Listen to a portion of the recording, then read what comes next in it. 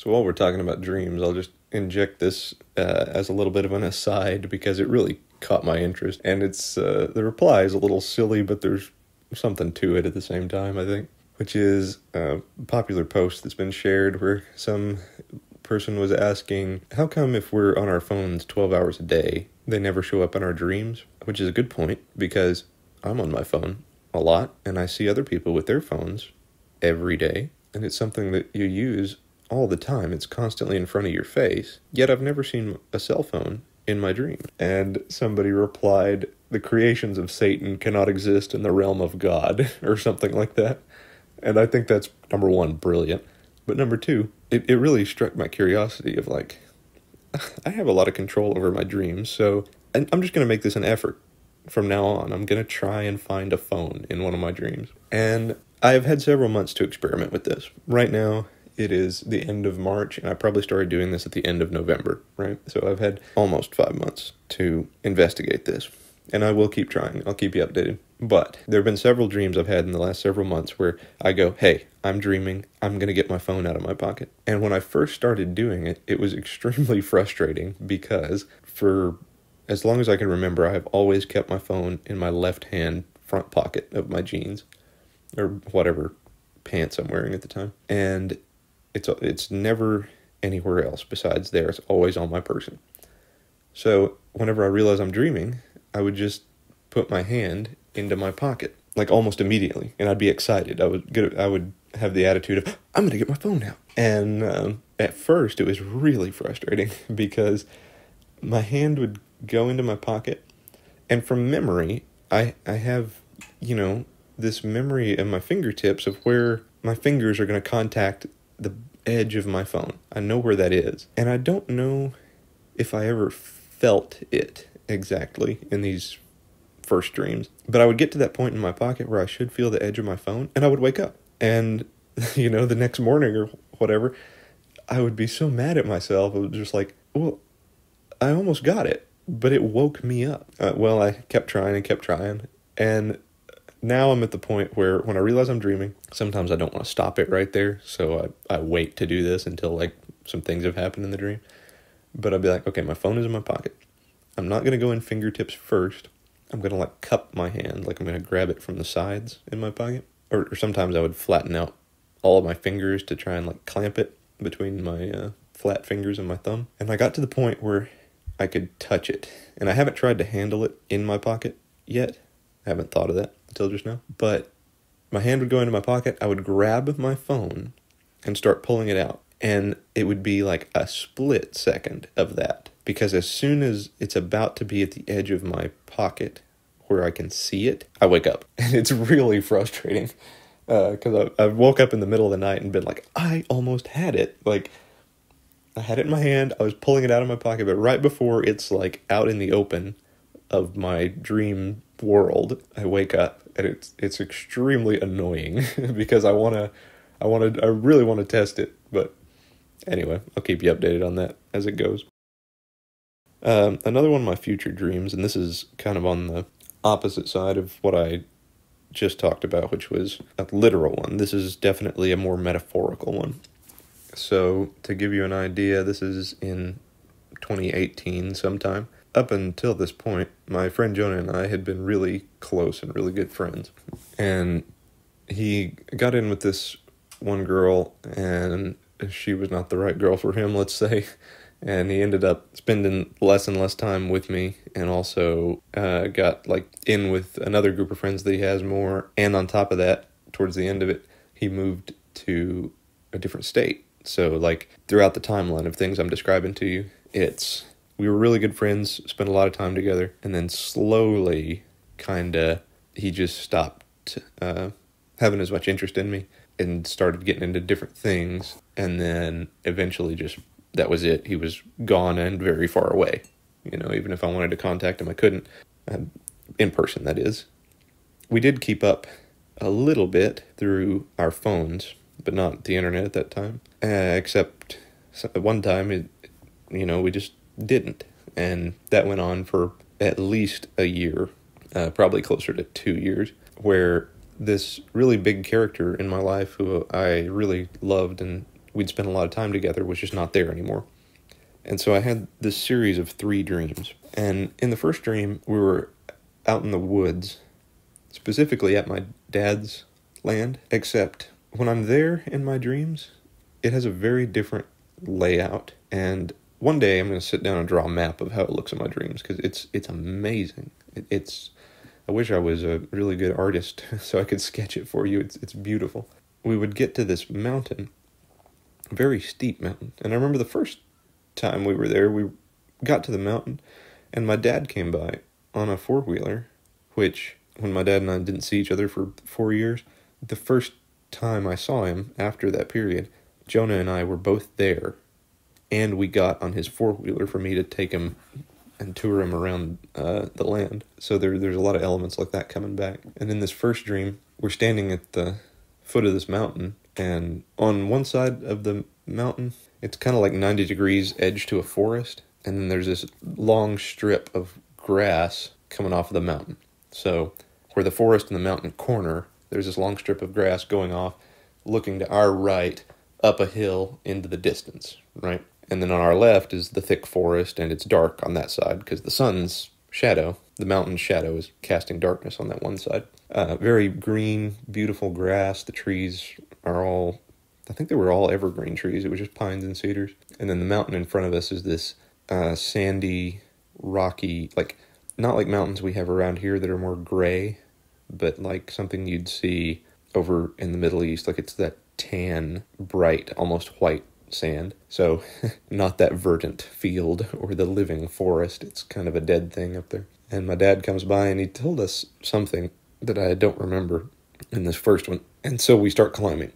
And when we get to the top, it's a beautiful view on that front side because there's the sun and the clouds and the green strip of grass and the forest we just came out of. And then behind us, it's a very similar affair. It's kind of like this mountain's in this long highline strip of grass.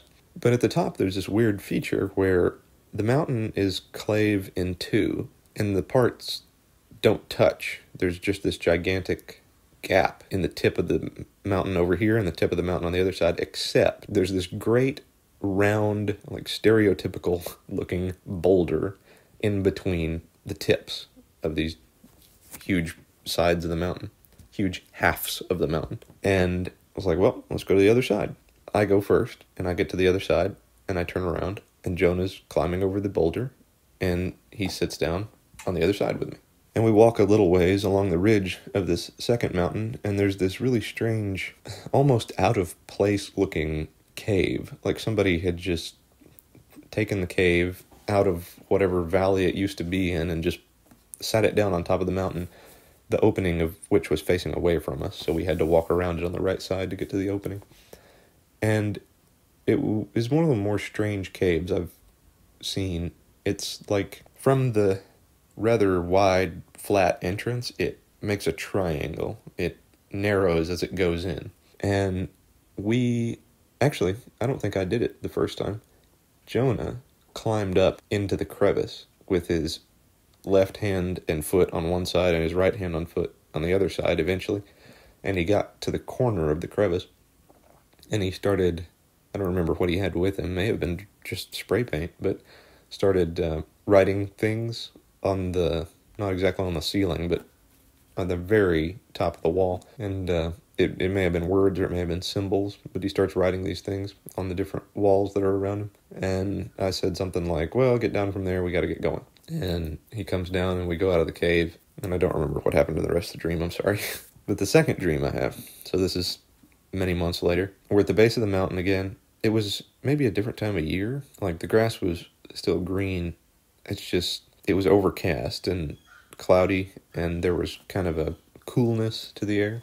And to say, well, let's go up the mountain again. And we climb to the top, and I go over the boulder first, and I turn around, and I look, and Jonah's not on top of the boulder, not coming down from it, but he stood on the other side, and like he hesitated that time. And anyway, he comes over the boulder, and we go into the cave, and this time I watched him climb up, and then climb down, and then I went up there as well into it, and straddled, like, I had my left foot, I turned around, I went up into the crevice with the entrance behind me, and then I turned around so I could look out of it, and I'm up there with the graffiti and everything, and I'm looking down and forward at Jonah, and he's just framed in the mouth of the cave.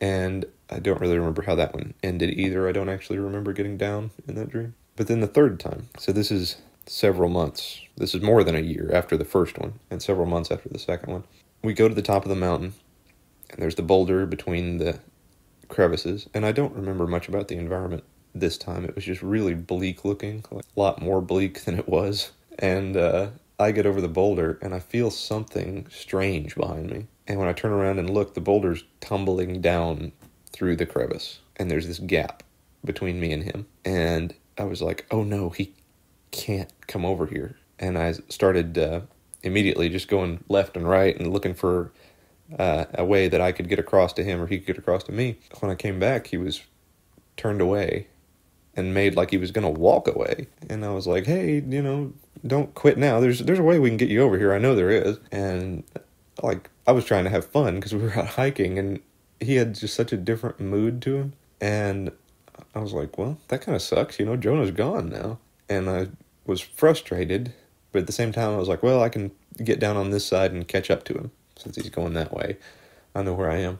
And when I took off kind of at a jog to catch up with him, I went by the cave again, and it was just bare and empty. It looked like the inside of a cardboard box. It was about that featureless.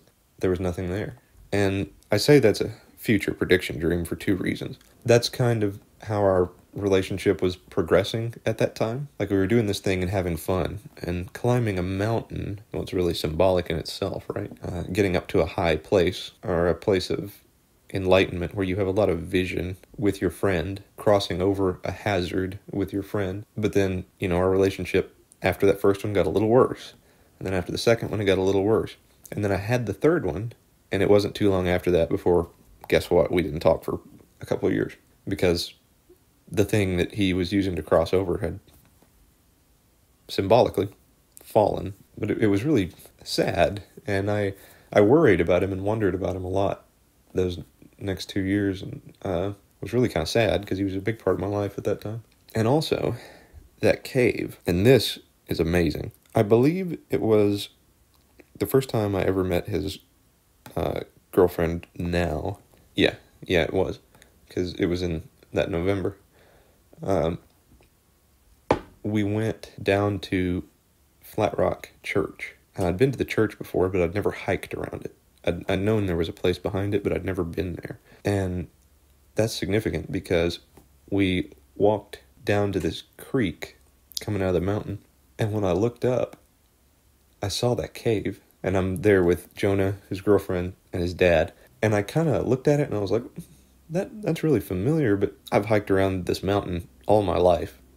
And there's probably a lot of things out here that look like that, and I've probably seen it before, or something very similar to it before. But anyway, we played around there for a good hour or more, and sure enough, when you climb up into the cave, it narrows, it comes to a point like that, and there's rock shelves midway up, just like in the dream. And we climbed to the end of it, and I watched Jonah, like, wedged himself, right foot and right hand on the right side, left foot and left hand on the left side, and we're playing around up in there.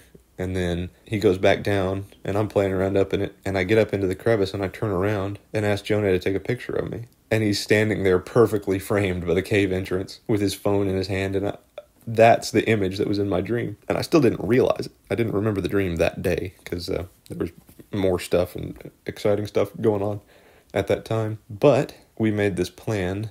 I was like, okay, well, when you guys go back to your parents' place and catch up or whatever, you guys come over and I'll cook you dinner. And so they went home, and on my way driving back home, they had picked me up at the Brockville post office, and on my way driving back home, just about as soon as I got on the road, I went, that's it. That was the cave from the dream about us going up the mountain. And when I got back home, I don't have signal between here and there, but when I got back home, I called him and I was like, hey, you guys are still planning on coming over, right? Yeah, okay, about what time, blah, blah, blah. And I was like, hey, I got to tell you something, because I'd never told him about those other dreams before. I was like, I had these dreams years ago about that cave, and you and me being in that cave, and I just remembered it on my drive home. And he was like, wow, that's really cool. That's really neat. And I was like, yeah, isn't that amazing? Like, I couldn't believe it after I'd actually remembered what I was looking at there. And so that's another good example for my dreaming of the future.